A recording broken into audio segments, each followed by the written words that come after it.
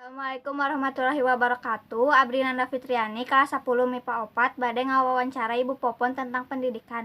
Kumaha carana supaya kegiatan pendidikan di Indonesia bisa dipikaresep ku barudak sekolah? Maranehna kudu bisa ngerasa bingah sareng ngerasakeun kegiatan belajar anu tumanina kaasup narima materi pelajaran anu dibimbing guru. Kunaon sakola kudu jadi tempat dipikaresep ku siswa? Supaya kegiatan proses diajar tiasa ngabingahkeun jeung henteu ngabosankeun. Terus kumaha cara nungkulan siswa nu boga masalah dina kegiatan pendidikan sekolah? Para guru katut orang tua siswa kudu gancang masihan tetenan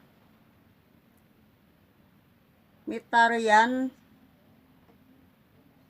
soluina atanapi urang bisa mangpaatkeun teknologi pikeun ngahantos sarana.